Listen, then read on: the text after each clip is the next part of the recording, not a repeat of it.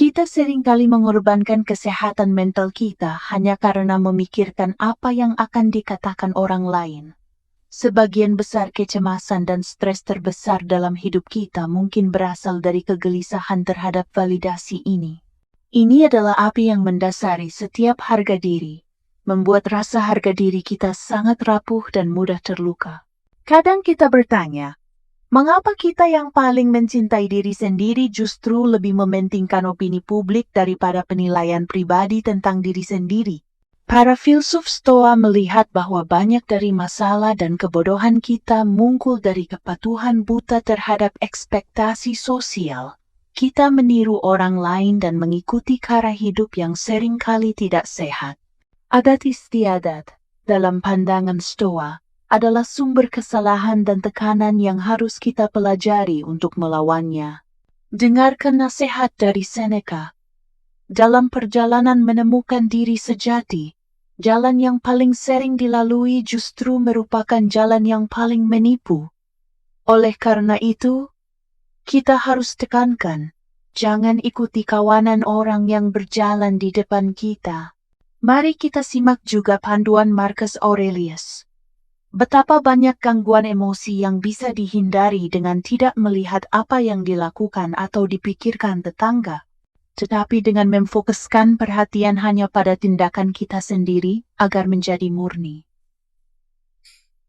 Peran individu yang bijak adalah berjalan lurus, bukan mengintip karakter orang lain.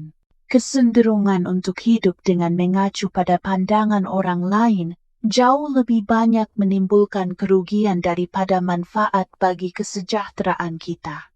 Kita menyesuaikan diri dengan opini umum, menjauh dari apa yang sebenarnya bermanfaat bagi kesehatan batin kita. Kita lebih peduli pada citra luar daripada kebenaran batiniah kita. Keinginan berlebihan akan validasi dan pujian adalah racun yang mematikan. Latih diri Anda untuk mengabaikan pujian sebagai sebuah keterampilan. Seperti kata Epictetus, seorang pembicara gugup bukan karena pidatonya buruk, melainkan karena ia mendambakan pujian dari audiens. Ia belajar retorika, tetapi tidak belajar bagaimana mengatasi keterikatan pada pujian atau celaan. Pembelajaran untuk mengatasi ini dimulai dengan melihat secara realistis siapa orang-orang yang pujiannya kita kari. Selalu ingat siapa orang-orang ini dan prinsip apa yang memandu mereka.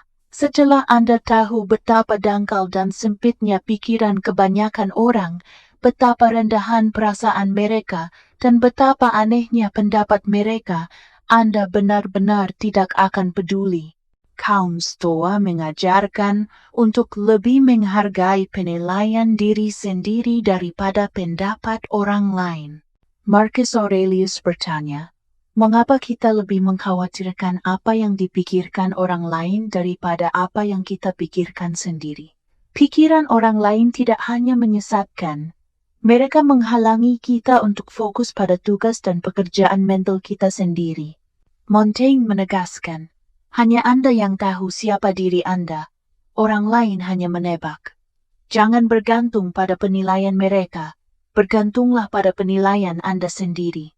Schopenhauer menyebut kebodohan harga diri ini sebagai kesombongan, di mana kita menjadikan pikiran orang lain sebagai realitas, sementara kesadaran diri kita sendiri sebagai bayangan. Sisi lain dari mencari validasi adalah ketakutan yang tidak rasional terhadap kritik dan penghinaan.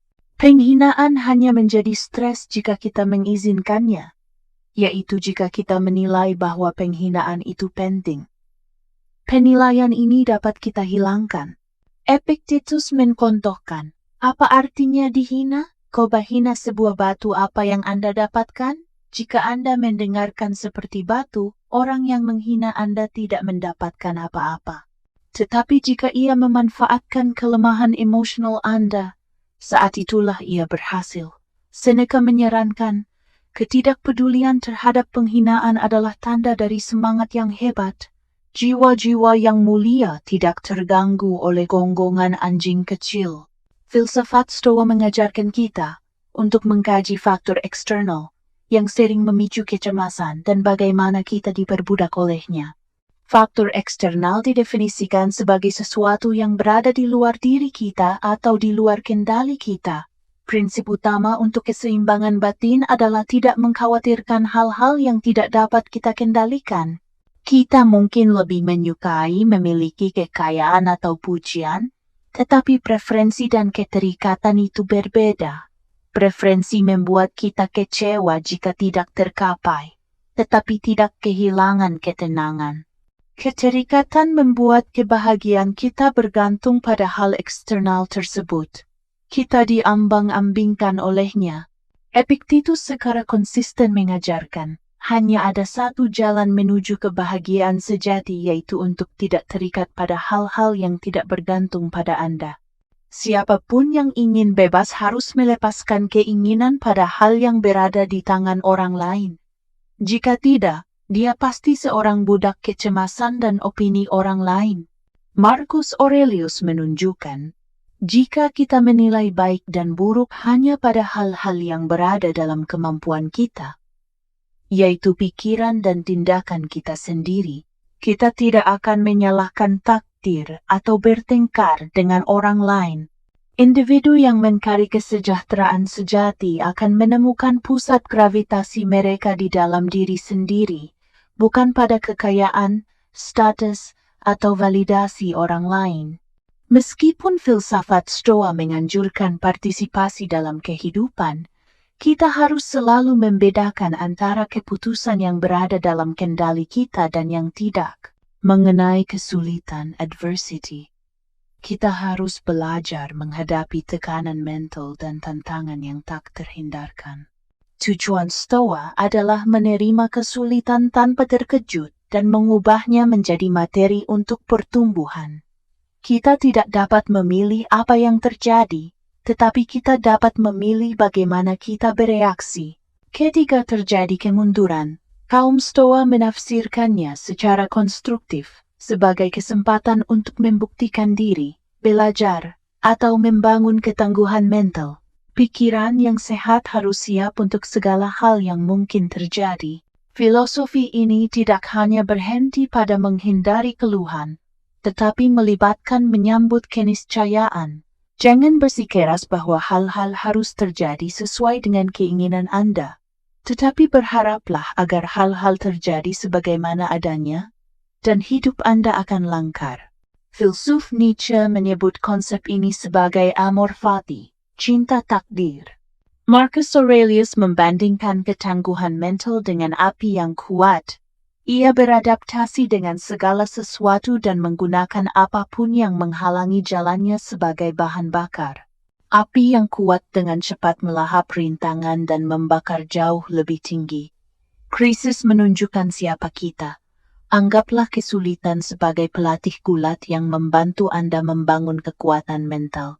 Inti dari filsafat solusi ini adalah panduan praktis dari para filsuf kuno untuk mengatasi kecemasan, stres, dan penderitaan yang disebabkan oleh perbandingan serta keterikatan pada hal-hal eksternal. Jika Anda mencari kriteria untuk pilihan yang bijaksana dan keseimbangan batin, dengarkanlah perkataan para filsuf ini.